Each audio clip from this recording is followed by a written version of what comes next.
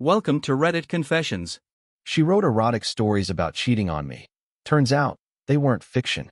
They were love letters. Evidence. Postcards from a life I didn't know she was living. I'm Eli Morgan, 31, high school English teacher. I grade essays by day, underline Chekhov and Baldwin by night.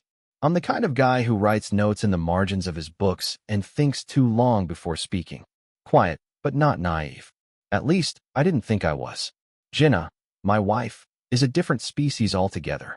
She's 30, an aspiring author with eyes that always look like they're a few seconds ahead of the room. On the surface, she's all soft sweaters, clever tweets, and Sunday morning pancakes. But underneath, there's something colder. A hunger that smiles politely at breakfast and then leaves the table starving. We've been married 5 years. No kids, not yet. Just coffee in bed, mutual calendars, and a house that smells like cedar and ambition. I thought we were happy. Maybe not movie happy, but real-world content. I took pride in that. Until that night. Her laptop was open on the dining table. The screen glowed against the dark. One document, dead center, titled, The Mentor's Mouth. I didn't mean to read it. I was walking by, just grabbing my keys. Then I saw that title. And like some awful cliché, I froze. I clicked. He traced the edge of her jaw with his knuckles, slow, deliberate, as if memorizing the shape of her lies. "You're not like the others," he whispered. She didn't answer. She just unzipped his trousers. I kept reading. God help me, I read the whole thing. A married woman. A charismatic professor. Power games. Guilt. Lust. The thrill of secrecy. And then, the wallpaper described in the hotel room? Same as the one we had in our guest room. The scarf she takes off before the affair begins? The one I bought her for Christmas. But that wasn't the worst part. The professor, the one she describes so vividly, was a dead ringer for Malcolm Reed. Gray-streaked beard. British shoes. A voice like old vinyl. Jenna's mentor. Tenured. Arrogant. Always with a glass of red in his hand and a compliment too intimate to be innocent. I'd met him once. Briefly. Shook his hand. Now I couldn't stop wondering where that hand had been. The final nail? A line the professor whispered in her story, word for word, something I'd heard her say at a faculty party. "You're not like the others." She was tipsy that night, laughing too loudly, leaning in too close to read. I thought nothing of it. A moment. A joke. Now, I wasn't so sure. The shower upstairs stopped running. Her humming drifted through the floorboards. I closed the laptop, my mouth dry. She came down in her robe, toweling her hair. Saw me sitting there, still as a statue. "You okay?" she asked, pouring fresh tea. I nodded. "Long day. Grading." She kissed the top of my head, too casually, like I was a lamp. Then she sat down, reopened her laptop, and paused. "You didn't read this, did you?" I looked at her, carefully. Should I have? She smiled. The way you smile at a child who's walked in on something they'll forget by morning. "It's fiction, Eli. You know that. It's just a story." But my bones knew better. My gut knew better. Writers use what they know, I said. "Right." "Exactly," she replied, sipping her tea. She thought that was the end of it.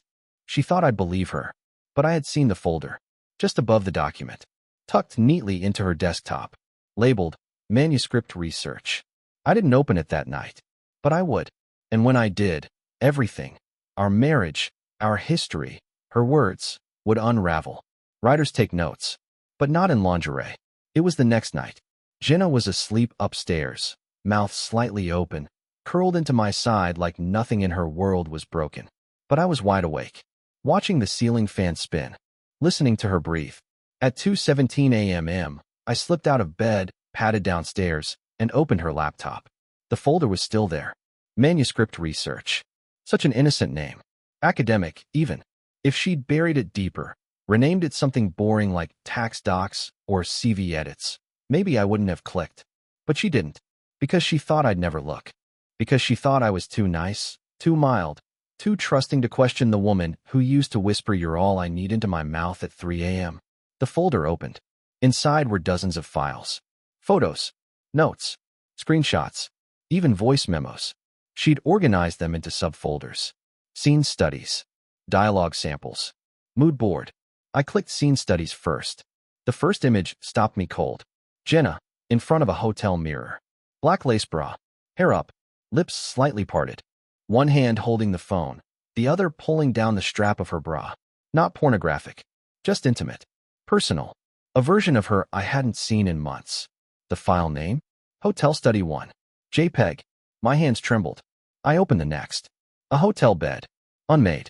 Wine glasses on the side table. A journal on the nightstand. Then another.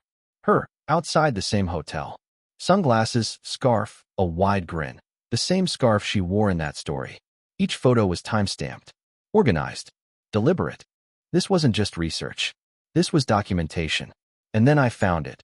The one that split the earth under my feet. Hotel Study 9. JPEG. Jenna on a king-sized bed. Legs crossed. The professor, Reed, blurry in the background, shirt unbuttoned, pouring wine. The timestamp? Friday, 7:43 p.m. She told me she was at her book club that night. Even texted me mid-evening. We're deep in wine and poetry. Don't wait up, babe. Love you. I stared at the photo until my eyes burned. It was like watching a home movie of my own humiliation. Not fiction, not fantasy.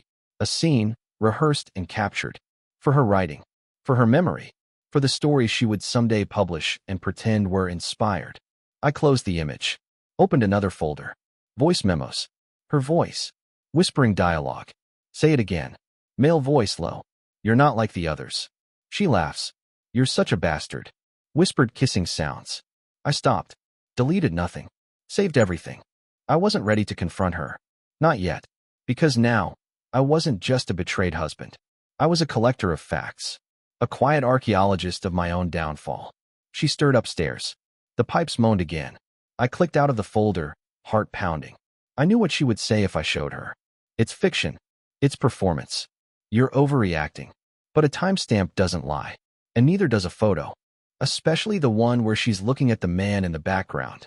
The way she used to look at me. I shook his hand. The hand that had touched my wife. Malcolm Reed. 52. Distinguished in the way only men with tenure and no conscience can be. He had that practiced kind of charm. The slow smile. The gentle lean in. The polished roughness of someone who knew exactly what effect he had on women half his age. And Jenna? She lit up around him. It was a faculty mixer. One of those pretentious little events where adjuncts and MFA students pretend to care about cheese pairings and literary theory. I went because she asked me to. It would mean a lot, she'd said, adjusting her earrings in the mirror. You never come to my campus stuff. So I went. Played the supportive husband. The quiet plus one. The man behind the real writer. She introduced us near the drinks table. Eli, this is Malcolm Reed, she said with a smile that didn't belong to me anymore. And this is Eli, my husband. The one who teaches Faulkner to high schoolers. She said it like it was quaint. Reed extended his hand. Ah, the elusive Eli. I've heard about you.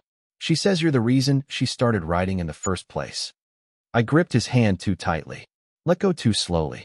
She's talented, I said. He smiled. More than talented. Jenna has a voice that cuts. She laughed at that. Tossed her hair. They talk shop. He quoted Nabokov. She nodded along like he was reading scripture. I watched them orbit each other. The casual intimacy, the shorthand, the undercurrent. I wasn't a husband in that moment. I was a placeholder. A plot device. Later, while she was in the bathroom, Reed leaned slightly toward me. You must be proud, he said, sipping his red wine. She's coming into her own. I said nothing. Just stared at the stain of lipstick on the rim of his glass. He didn't wait for a reply. Coming into her own. As if he'd unlocked something in her. As if I was just a warm bed and a health plan. She came back, cheeks flushed, eyes bright. He said I have a gift, she whispered to me, giddy as a schoolgirl. He sees me. She sees me. Not you see me. Not you love me. But he sees me. As if I was blind all these years. We walked home in silence. The night air sharp. Her heels clicking like punctuation on a sentence I couldn't yet read. In the kitchen, as she poured herself a glass of water, I asked, do you love him? She paused. Smiled without looking at me. You're being dramatic. But that wasn't a no. And that night, as she curled beside me in bed, I stared at the ceiling and realized something simple and awful. He wasn't just her mentor. He was the man she wrote about. The man she gave her fiction to, and her body. And I just met him. She read her latest story aloud. About a man with my name who couldn't satisfy her. Everyone clapped. Except me. It was one of those small-town literary nights. the kind with string lights and overpriced coffee, held in a vintage bookstore where the floorboards creaked louder than the applause.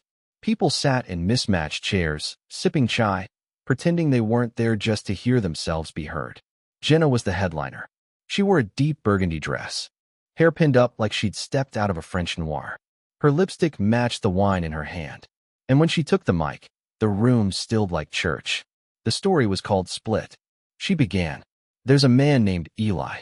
He's good, steady, predictable in the way lamplight is. But she craves something darker, something that doesn't knock before entering. The audience chuckled. I didn't. She kept going. The wife character, unnamed but shaped exactly like Jenna, starts a slow, secret affair with her professor. He reads her work, pushes her, punishes her, tells her she's more than a wife, more than a vessel, more than someone who folds laundry and forgets to ask about her word count. And Eli? He's always in the background. Asleep, unaware, useless. People laughed in all the right places, shifted in their seats during the steamy scenes. Someone even snapped a photo. But I wasn't hearing a story. I was hearing a confession. Word by word, I watched her shed our marriage in front of strangers. Near the end, she paused. Let the silence linger. She finds his journal one night, reads what he really thinks of her. He calls her beautiful. Still, even after everything. And that night, she lies beside him, breathing slow, wondering how much longer she can pretend she's not already gone. She closed the notebook, smiled, bowed slightly. Applause erupted. I sat there, fists clenched in my jacket pockets, the taste of copper in my mouth. A young woman in the front row wiped a tear. Someone whispered, she's brilliant. But I couldn't move, couldn't breathe. Because that last scene, her reading the husband's journal, hadn't happened. Not yet. But the image was specific, real. And then came the final line. A throwaway sentence. Easy to miss if you weren't paying attention. He finds her diary and slits his wrists in the bathtub. The crowd gasped. Uncomfortable laughter. Some clapped harder. But my heart stopped. Because I'd once told her, in the middle of a fight, that if she ever cheated on me, I wouldn't yell, wouldn't scream. I'd disappear, quietly, like steam in a bathroom mirror. She'd laughed, called me dramatic.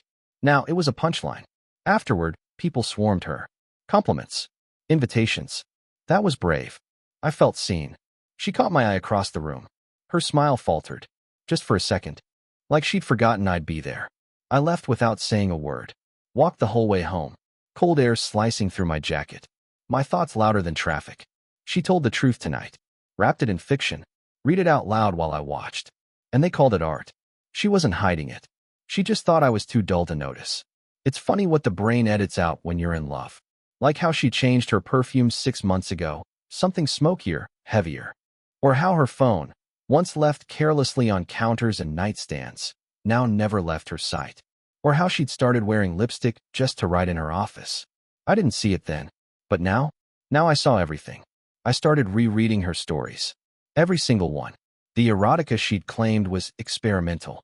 The drafts she said were just craft practice. The folders she'd shared with her writing group, but never let me peek inside. And it all clicked. The woman in the stories? Always married. The husband? Always a shadow. Safe. Soft. A placeholder. The lover? Older. Intelligent. Dominant. He called her things like pet, prodigy, darling, disaster. And the sex? Specific. Same moves. Same phrases. Even the settings. One story took place in a boutique hotel with red velvet curtains and chipped mosaic tiles in the bathroom. That exact hotel existed. I found it online. 2 towns over. She told me she stayed there for a weekend writing retreat with her friend Tara. I checked our credit card records. She went alone. Or so she said. There were details in those stories I couldn't unsee. A mirror angled just right, a hand pressed against a window, the scent of spilled Merlot on white bed sheets. The worst part? The stories were good. Too good. Which meant she cared. She didn't just write him into fiction. She revised him, polished him, made him better on the page than he was in real life. Like she was trying to make the betrayal beautiful. I sat at the kitchen table one night, reading a printed story she'd left in the trash, still marked up from workshop notes. A line caught my eye. He bites the inside of her thigh, right where her husband's wedding ring would have touched if he'd ever gone down on her. My hands shook, not from jealousy, but from realization. Because we hadn't had sex in weeks. Months, maybe. She said she was tired. Stressed. Too many deadlines. I believed her. I'd even offered to run her a bath, bring her tea. She kissed my cheek and said, "You're too good to me." But now I knew better. I opened the drawer where we kept receipts and files, pulled out the envelope labeled wedding. Inside were plans, menus, quotes, and a receipt, one I'd forgotten about, for a weekend conference she attended 6 months ago. A campus event in Albany. 2 nights. University-sponsored. I looked up the dates, then cross-referenced the metadata on her photos. One matched. A photo of her holding a wine glass, laughing at something off camera. Her shoulder bare. Taken at a boutique hotel in Albany. A different one than the university used. The file name? Study_scene_Albany 2. JPG. She'd lied. Again. But not to me, not just me. She'd lied to our entire life. The curtains she insisted we buy for the guest room? The ones she described in her story where the wife fucks her lover while the husband's away? Same pattern. Same color. She'd woven her affair into our house. Into our furniture. Our routines. Our language. She wasn't hiding it. She was writing it. And she thought I was too blind, too soft, too Eli to notice. She was wrong. Because now, I wasn't just seeing it. I was cataloging it. Every lie. Every timestamp. Every scene she thought was hers alone. And tonight, I found something else. A receipt for a weekend getaway. Spa resort. Lakefront suite. 2 nights. The date? The same weekend she told me she was at a publishing conference in Ithaca. The charge hit our joint card. And I remember, that weekend, she came home glowing. Sold a short story, she said, curling into me on the couch. I kissed her forehead. Told her I was proud. But now I know what she really sold. Our trust. Our future. For 2 nights in silk sheets and red wine. If her fiction was a lie, mine would be the truth. I couldn't sleep. Again. Jenna had dozed off beside me, one leg tangled in the sheets, mouth slightly open. I watched her chest rise and fall. The same body I'd memorized in 100 ways now felt like evidence. I slipped out of bed, went to the living room, turned on the lamp with the warmest bulb we had, opened my laptop, and I started to write. Not poetry, not reflection, not another self-pitying journal entry that would rot in a Google Doc like everything else. This time, I wrote our story. But from my side. No names. No dates. No revenge yet. Just the raw, ugly, beautiful truth.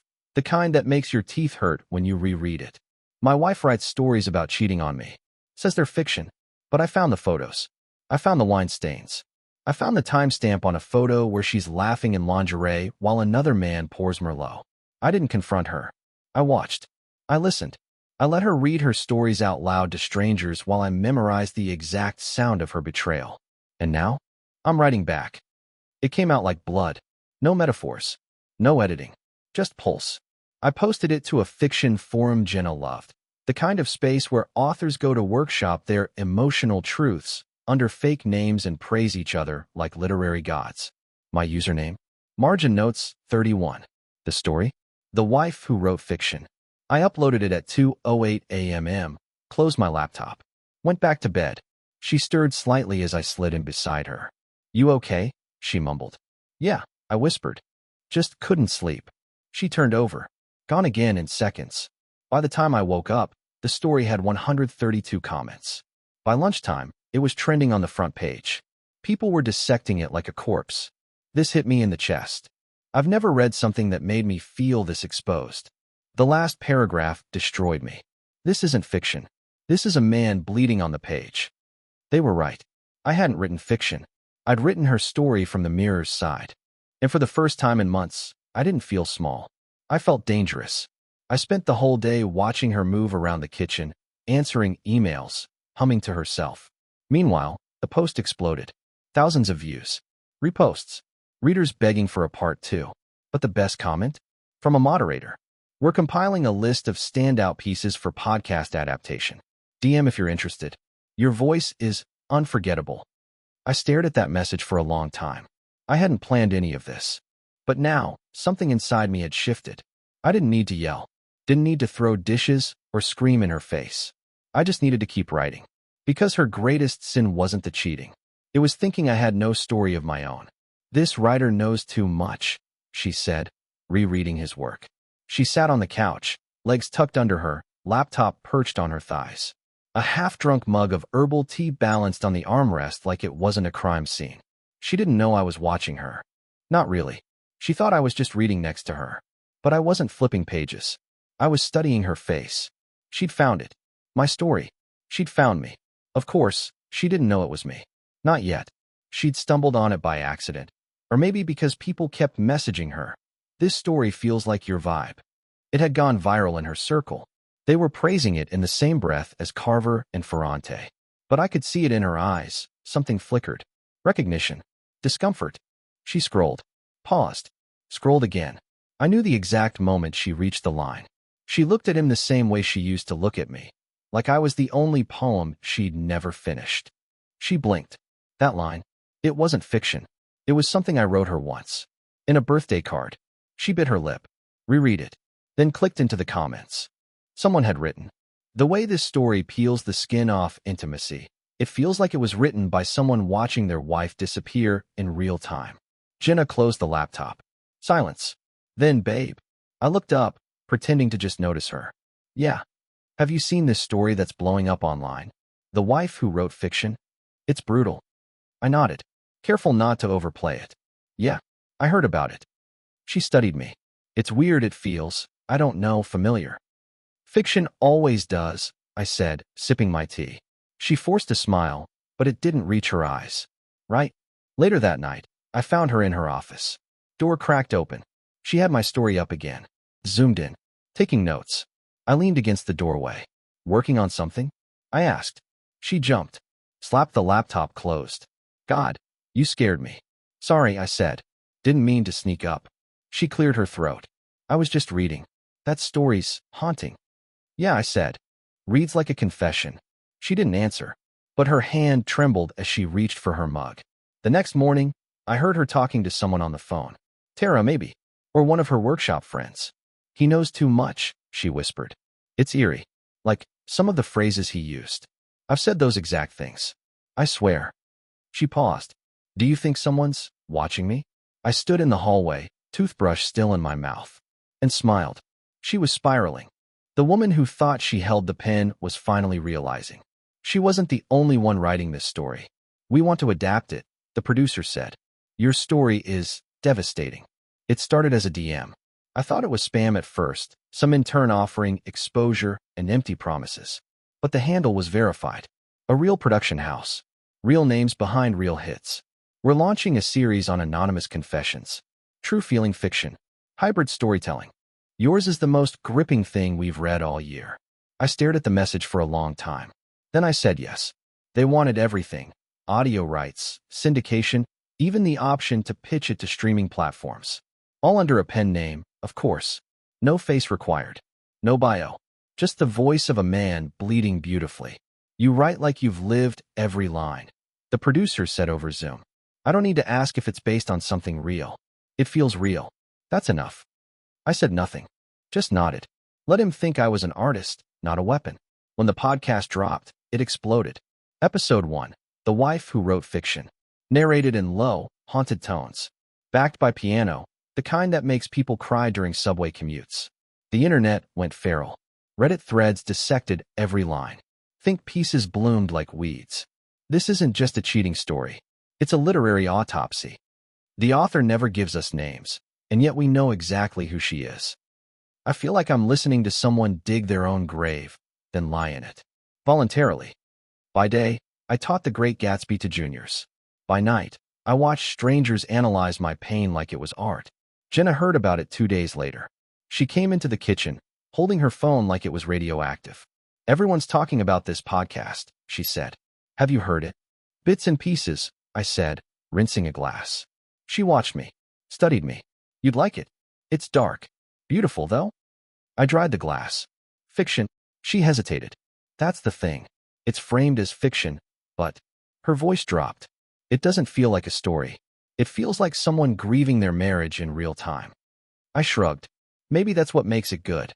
She sat at the table, phone still in hand. "I keep thinking about that line," she murmured. The one about how she made him live her fantasies while he was busy loving her in silence. I didn't look at her. Powerful line. Silence stretched. Do you ever feel like that? She asked. I turned to her, smiled gently. All the time. She blinked, caught off guard. I didn't mean. It's okay, I said. I'm just listening now. That night, the podcast team messaged me again. The audience wants a live episode. Something real. We'd love to interview you. Face optional. Just your voice. Maybe a Q&A. You don't have to name names. Just speak your truth. I stared at the request. The idea of saying it all out loud. Her name. His. The hotel. The scarf. The line she whispered to him that she'd once whispered to me. And something in me clicked. Maybe I'd do it. Maybe I'd let the world hear what betrayal really sounds like when the lights go down. She wrote a new story where the professor leaves her. Desperate. Alone. It dropped without warning. No soft launch. No tweet storm. No fake humility about just experimenting with something different. She just posted it. On her blog. On Medium. Everywhere. It was called Aftertaste. Gone were the clever metaphors and literary winks. This one was raw. Messy. The main character, still unnamed, but clearly Jenna, stands outside a hotel room door, suitcase in hand. Inside, her lover is packing, telling her it was never meant to be real. The woman begs. He shrugs. There's a moment at the end where she sits on the edge of a bed, reading the last message he ever sent. You were a beautiful detour, but I've arrived. It wasn't art. It was mourning. I read it twice. Then again, because buried between the lines, in the cracks of her perfect syntax, was panic. Malcolm was gone. I could feel it. The next morning, I found her staring at her phone at the breakfast table. Same unread expression. But this time, it didn't look smug. It looked hollow. You okay? I asked. She nodded too quickly. Fine. Just thinking about the ending of a new piece. Tragic. She paused. Maybe. Maybe it's not tragic if someone deserves it. We didn't speak after that. She left her coffee untouched. Later, I checked her calendar. The recurring meetings labeled Mentor Session had vanished. Her email account, the one tied to the university, no longer auto-completed his address. I dug deeper. His faculty page? Updated. Office hours on indefinite hiatus.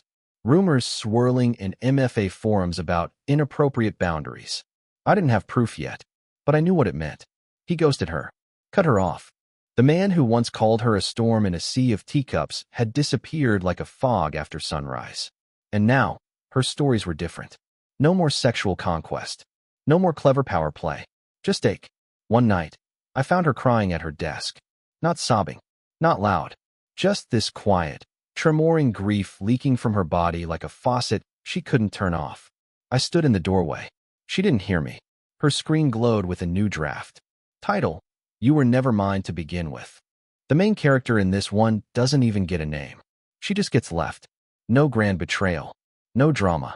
Just a text that reads, You're a brilliant writer, but I can't be your real life.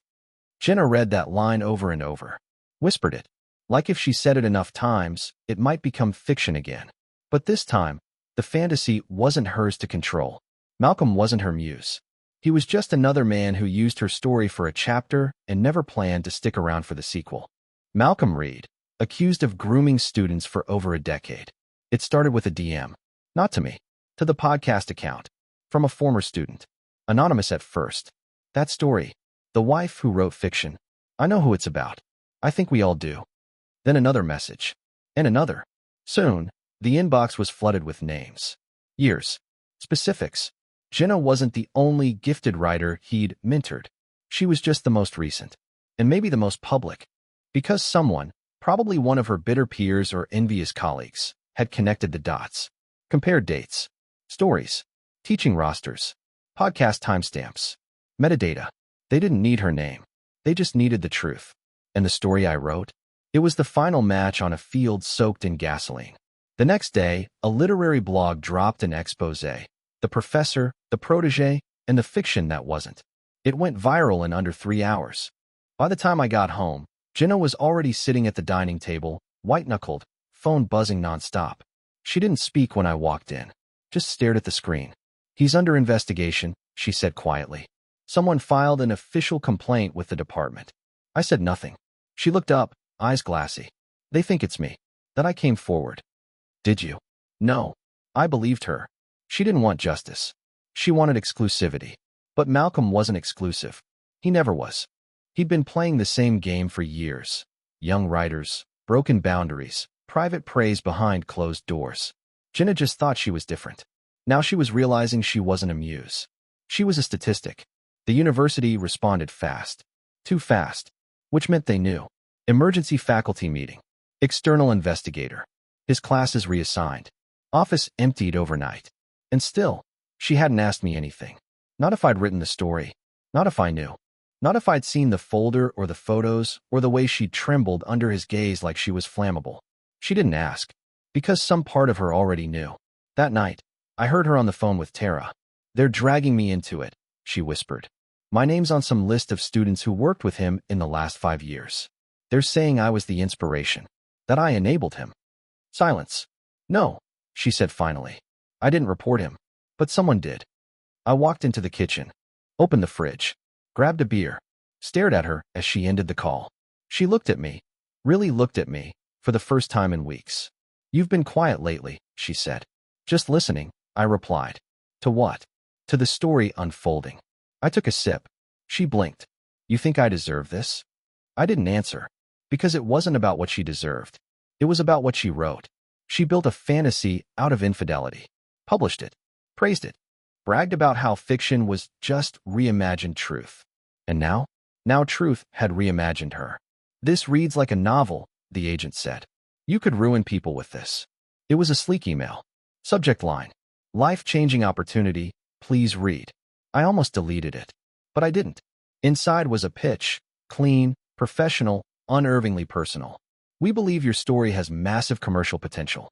Fiction based on truth is the hottest genre in publishing right now. Your voice, it's sharp, elegant, emotionally surgical. We're prepared to offer 6 figures, if you're willing to unmask the story." I read it 3 times.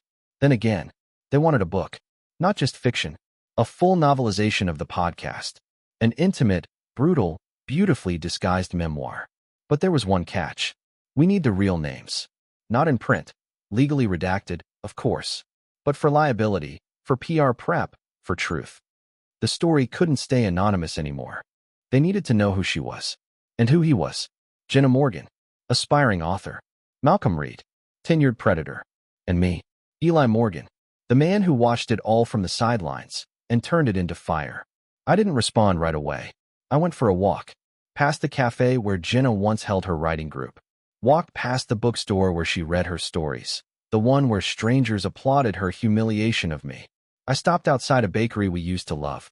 Watched a couple inside sharing a slice of cake, laughing about something no one else would understand. Then I walked home. She was in her office.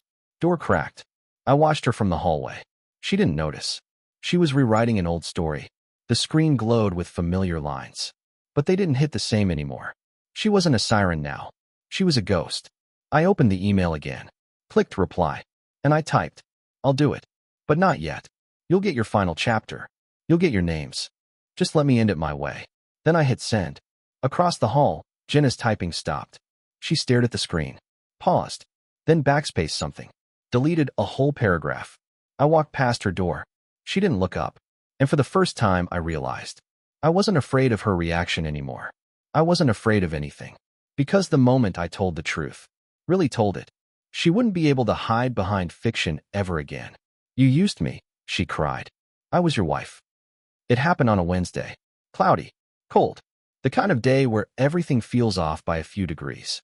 I came home to silence. No music. No clattering keyboard. No tea kettle. Just her. Sitting at the dining table. Laptop open.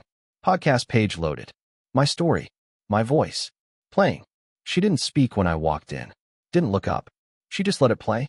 That final line, the one I knew would gut her, echoed through the room. She called it fiction, but I was the one who had to live it. When it ended, she closed the laptop, lifted her eyes. There was no rage there, just disbelief, grief, like something sacred had been stolen. "You wrote all of it," she said. Not a question. I nodded. She stood up slowly, like her body had aged 10 years in 10 seconds. "You turned our life into entertainment." "No," I said quietly. "You did." She blinked. "What?" "You cheated. Lied. Used me for stability while you poured your soul into someone else's hands." And then you wrote about it. You read it out loud. You let them clap. Her voice cracked. I never named you. You didn't have to, I said. You described me. The way I fold towels. The way I apologize even when I'm right. The way I loved you. She sank back into the chair. You really hate me that much? No, I said. I loved you that much. And you thought I was too soft to do anything about what you did. She covered her face with both hands. I was lost, she whispered. I thought Malcolm understood me. I thought it was temporary. I laughed. Sharp. Dry. You called it research. She looked up. You don't understand what it's like to be a woman in that program. You're expected to seduce or be invisible. I didn't even like him that much. Then why did you write about him like he was a god? Her silence was answer enough. She stood again, walked toward me. Her voice dropped low, pleading. Please don't go public. You don't have to do the book deal. We can fix this. You and me. I'll delete everything. I'll say it was fiction. I stepped back. You already said that, I replied. Over and over. But I'm not the one who confused fiction with confession. Tears spilled. She reached for me. Eli, please. I'll lose everything. My career. My reputation. I didn't move. You destroyed it, I said. The moment you called your affair art. The silence after that was unbearable. She didn't beg again. She just nodded and walked out of the room. Not upstairs.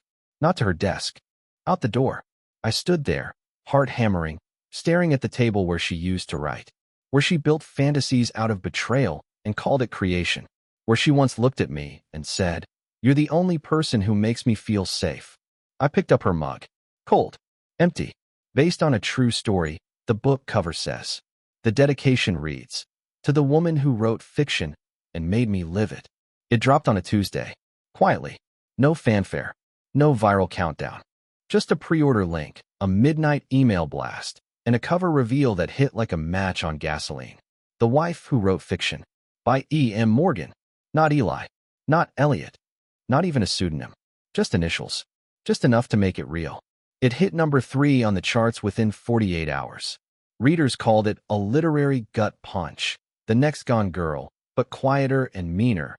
An emotional eulogy for modern marriage. I didn't read the reviews. I didn't need to. Because the real victory came from silence. Janice. She didn't call. Didn't text. Didn't rage.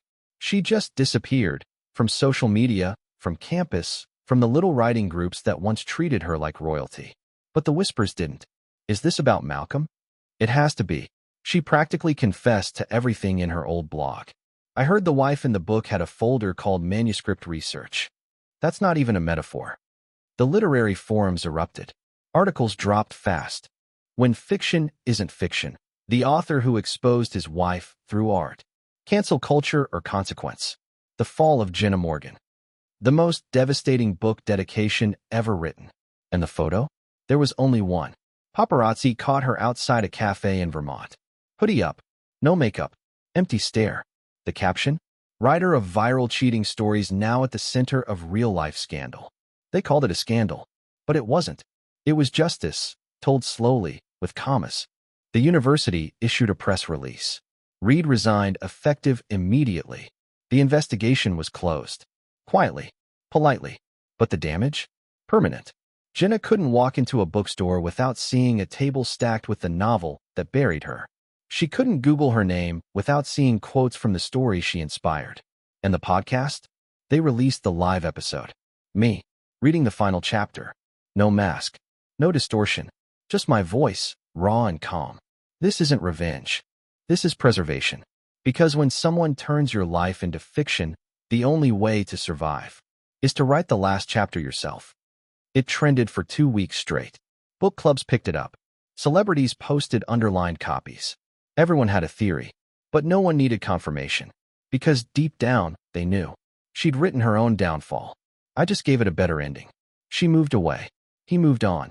It wasn't sudden. Jenna didn't pack up overnight or leave a dramatic note.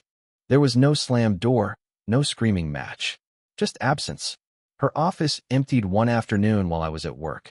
The shelves bare, the desk wiped clean, the old candle burned down to its last inch. She left the scarf, though. The one from the hotel photo.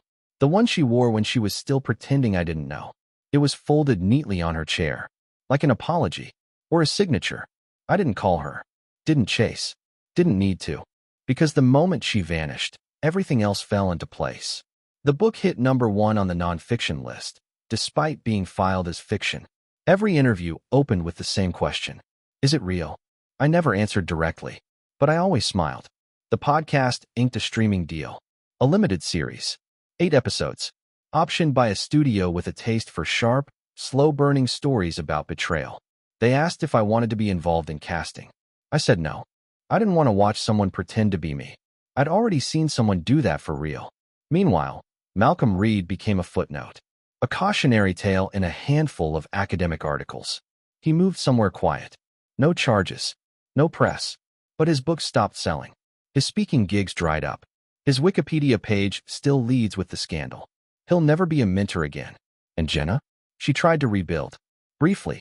Posted a few new pieces online under a pseudonym. A couple found their way to literary Twitter. But the comments always found her. This reads like the woman from The Wife who wrote fiction. Same voice. Same guilt. Maybe she should stop writing and start apologizing. She deleted the posts. Eventually, her domain name expired. I kept teaching. Quietly. Peacefully. I published a second book. The Wife Who Inspired Lies. It was fiction this time. Really. But the reviews still said. It feels lived in. Like every word came from a scar. Maybe it did. At a reading one night, someone asked, "Would you ever speak to her again?" I paused, then said, "She doesn't exist anymore. Only the character does. And I already gave her the ending she earned." They clapped. Tears. Hushed awe. But I didn't write that line for them. I wrote it for me. Because she had told our story without asking me. I just did it better. And now? Now the world knew who the real writer was. At his first book signing, someone asked, "Did you ever love her?" I was sitting behind a table stacked with my name. A banner overhead. A line out the door. The bookstore smelled like cedar and paper and the faint perfume of strangers who'd read my pain like it was prophecy. Readers leaned in, whispered thank you like I'd survived something for them. But her question, the young woman with the leather-bound copy of my book clutched to her chest. It pierced. "Did you ever love her?" I looked up. Her eyes were kind. Curious. Not fishing for gossip. Just wondering if heartbreak still meant love. And for a moment, everything went quiet. The pages. The crowd. Even the past. I thought about the first time Jenna kissed me, clumsy and sudden under a campus archway in the snow. I thought about the way she used to say, "Don't read over my shoulder," but secretly loved it when I did. I thought about the stories. The folder. The hotel receipts. The betrayal carved into prose. I thought about how I wrote her into history and then erased her name. And I smiled. Signed the book with a steady hand. Every word I wrote proves I did. She blinked. Softly nodded. Walked off into the crowd. That was the moment. Not the podcast. Not the book deal. Not even the dedication. This small, quiet answer in front of strangers who thought they knew the whole story. Because the truth is, I did love her. Fiercely. Foolishly. But love doesn't mean you let someone keep the pen after they've stabbed you with it. So I wrote my ending, closed the book, and walked out to applause, alone, but free.